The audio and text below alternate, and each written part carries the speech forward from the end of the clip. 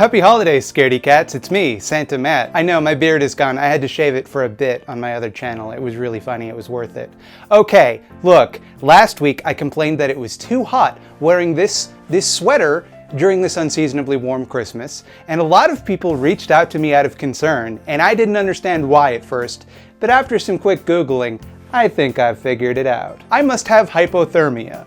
It makes perfect sense. One of the symptoms of hypothermia is confusion, leading to what's called paradoxical undressing. People get confused, think they're hot when they're actually cold, and start taking off their clothes and they freeze to death faster. So, to fix that problem, I put on some warmer clothes, and hopefully I'll stop feeling like I need to take them off any minute now, once the hypothermia subsides. You know, I don't even feel confused, but I must be, because for some reason, I chose to watch the 2006 remake of Black Christmas, and that was exactly what I thought it would be.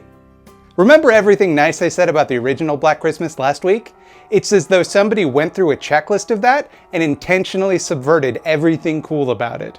Instead of dynamic and likable characters with believable problems and personalities, we get cookie-cutter stock characters, pun intended. There are 4 women in this movie that I genuinely cannot tell apart, and that isn't a joke.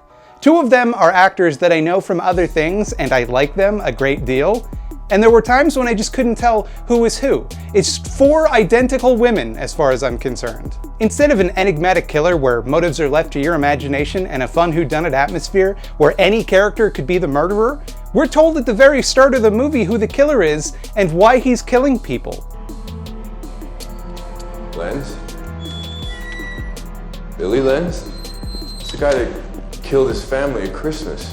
You guys keep him locked up with just a padlock? Padlock's just to make him feel at home. Right, because his mom kept him locked in the basement his whole life. The attic. He's tried to escape every year. Just to be home on Christmas. And about his particular deformity, in this case, jaundice, which the film just calls a liver disease, because it thinks you're too stupid to know what jaundice is. Billy Edward Lenz was born with a rare liver disease that gave him yellow skin. Which means he definitely can't be any of the other characters in disguise, so that it's just you know who it is right away. And get this, everybody, here's an original idea for a killer in a horror movie. He's an escaped mental patient who killed his family on Christmas. So now, 20 years later, he's escaped and returned home.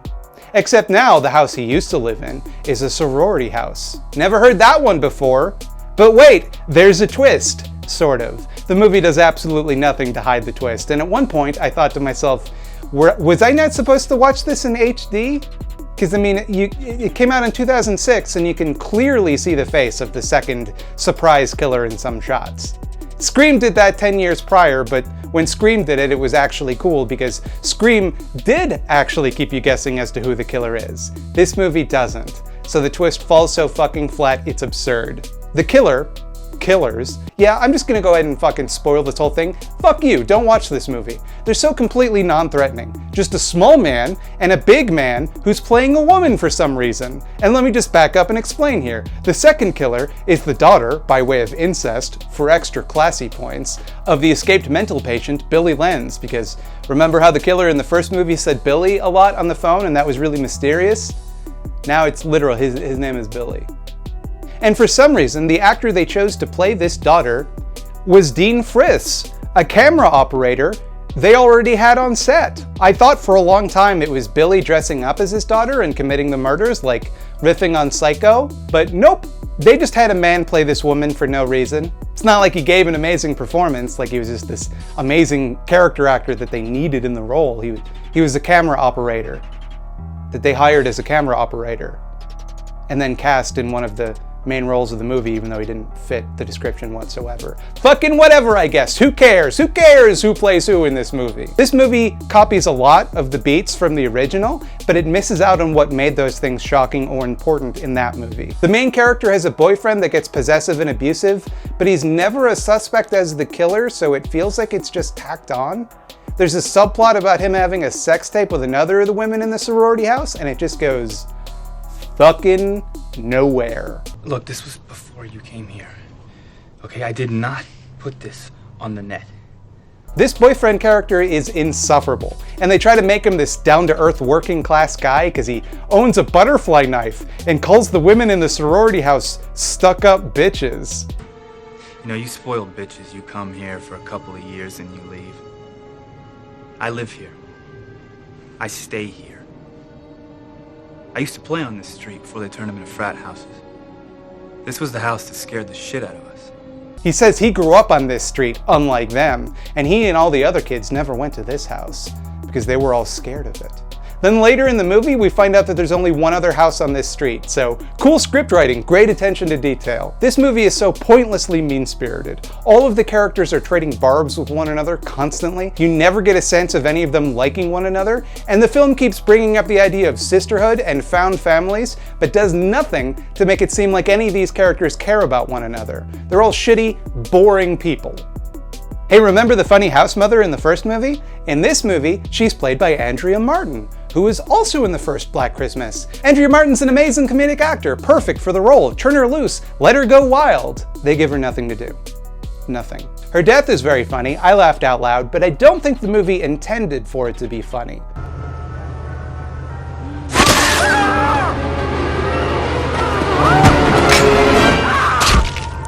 I started laughing at the blood splatter, and then when the icicle impaled her head, I just fucking lost it.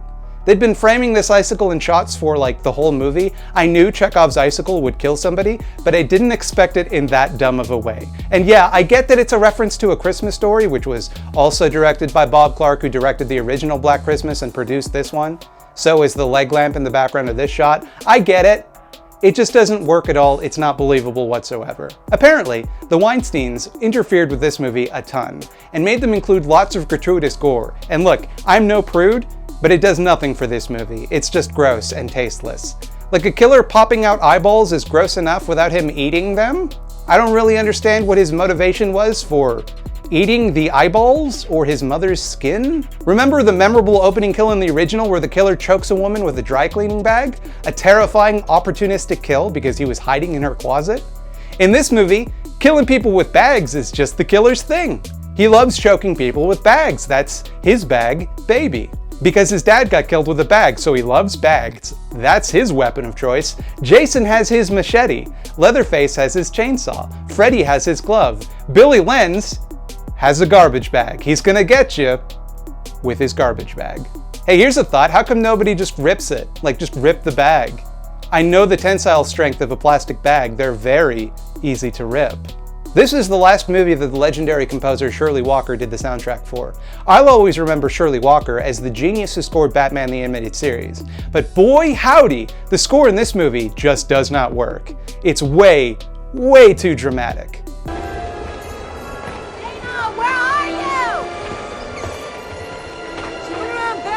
Fuse box!